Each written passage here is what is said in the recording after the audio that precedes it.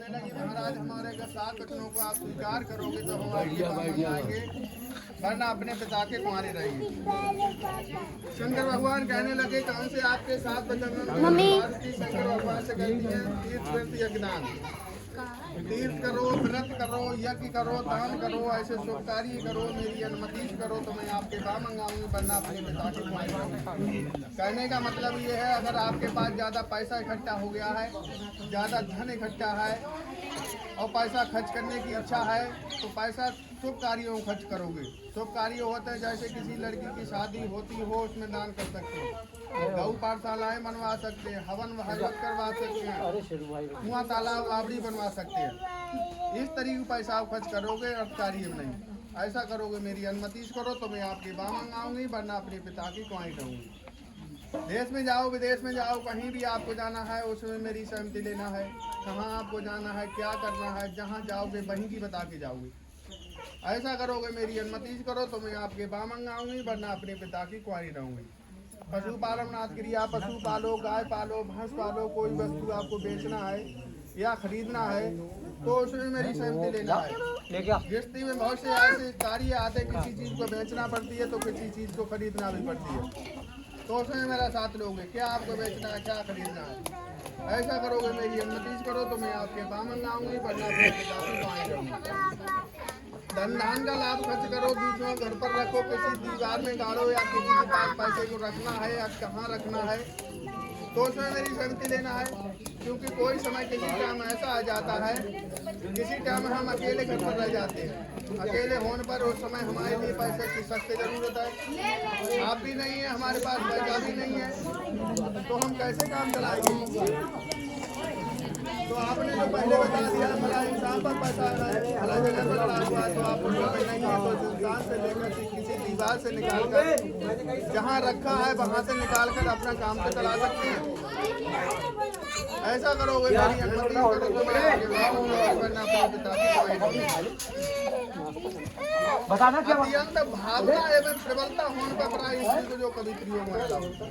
ऐसा करोगे मेरी अनुमति करो तो मैं आपके बाम मंगाऊंगी, वरना अपने पिता की कुंवारी रहूंगी। ये 7 वचन शंकर भगवान ने स्वीकार कर लिए तो पार्वती जी बाम मंगाने को होती है तो शंकर भगवान कहने लगे पार्वती पार्वती हमने तो 7 वचनों को स्वीकार कर लिया, लेकिन हमारे भी आप चुप हो जा, हमारे भी आप 5 बच्चों को स्वीकार करोगे तो हम आपको बाम मंगलाएंगे, वरना अपने पिता के कुंवारे बरुआ रहेंगे। पार्वती जी कहने नहीं महाराज आपके कौन से 5 वचन हैं? तो शंकर भगवान पार्वती जी कहते हैं पार्वती जी उद्याने मद्यपाने पितृगृहे गमनम च लक्षण। पार्वती जी उद्याने नाम कहते हैं दोपहरी के लिए, उद्याने नाम कहते हैं बगीचा के लिए, उद्याने नाम कहते हैं रात। पार्वती जी दोपहरी के समय स्त्रियों घर से बाहर नहीं जाना चाहिए, आधी रात के वक्त पर भी स्त्रियों के लिए नहीं जाना चाहिए, बगीचा में भी स्त्रियों के लिए नहीं जाना चाहिए। पार्वती जी कहने नहीं दोपहरी का समय है, उस समय हम अकेले हैं, अकेले होने पर दोपहरी होने पर अगर घर में अग्नि प्रवेश हो जाए या और कोई आपत्ति पड़ जाए तो ऐसे मौके पर अपने प्राणों की रक्षा करके बाहर नहीं जाना चाहिए, उस मर्यादा में ही रहना चाहिए। आधी रात का वक्त है, उस समय भी हम अकेले हैं, अकेले होने पर आधी रात का वक्त होने पर उसमें चोर या डकैत घर में घुसकर चले आए और मारपीट करने लगे तो मौका मिलने पर बाहर नहीं जाना चाहिए, उस मर्यादा में ही रहना चाहिए। भगवान कहने लगे पार्वती जी आपत्ति मर्यादा ना कि पार्वती जी आपत्ति को जो मर्यादा तोड़ करके इस समय अपने प्राणों की रक्षा करके घर से बाहर जा सकती हो, फिर आपको बार बार जाने की जरूरत नहीं है। पार्वती ने स्वीकार कर लिया। शंकर भगवान फिर कहने लगे पार्वती मद्यपाने। पार्वती जी मद्य कहते हैं राजा के लिए, मद्य कहते हैं शराबी के लिए, मद्य कहते हैं एक हाथी मनमस्त के लिए। पार्वती जी कोई मनुष्य अगर शराब लिए हुए है उसके सम्मुख ना जाए, क्योंकि शराब जो है सारी मानसिक गर्मी को बढ़ा देती है, अपने नशे में आ जाता है, मनमस्त हो जाता है, उसके सामने जाओगी बातचीत करोगी झगड़ा भी हो सकता है, कदाप जाना ही नहीं चाहिए, उसमें अशुभ माना जाता है। एक पैसे वाले के व्यक्ति के सामने जो है इस पागल स्त्री को चढ़ा उतार करके कभी बात नहीं करना चाहिए, उसमें भी अशुभ माना जाता है। ये मदवंत हाथी के दर्शन शुभ होते हैं, स्वागिनी स्त्री को किताब करना नहीं चाहिए। तो पार्वती जी कहने लगी भारत के महीने में जब गणेश चतुर्थी होती है, कार्तिक के महीने में करवा चौथ होती है, स्त्रियां जो है हाथी की प्रतिमा बनाकर सामने पूजा तिलक करती हैं, या वो जिस दिन हाथी आ जाए सामने उस दिन उसका तिलक करना चाहिए, अन्यथा नहीं। और शंकर भगवान कहने लगे पार्वती केवल पूजन के ही समय जा सकती हो, पार्वती वचन स्वीकार कर लिया। शंकर भगवान फिर कहने लगे पार्वती कृष्ण रही कि पार्वती अपने पिता के यहाँ बिना बुलाए नहीं जाओगी, बिना बुलाए जाने से अपमान उसमें अवज्ञा होती है। पिता के यहाँ की आप बल्कि कहीं भी बिना बुलाए नहीं जाना चाहिए। पार्वती जी कहने लगी महाराज 3 अवसर एक ऐसे आते हैं, वो समय अपने पिता के यहाँ बिना बुलाए जाना ही पड़ता है।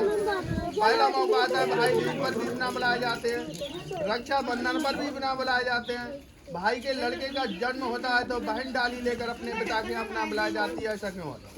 तो शंकर भगवान कहने लगे पार्वती जी अगर माँ के बालों से कोई दो झंझट झगड़ा नहीं चलता हो, प्रेम पूर्वक आते जाते हो, आपस में प्रेम हो, तो तीनों अवसरों पर बिना बुलाया जा सकती हो, बाकायदा आपको सम्मान मिलेगा, इज्जत मिलेगी, फिर आपको बार बार जाने की छूट नहीं है। पार्वती ने स्वीकार कर लिया।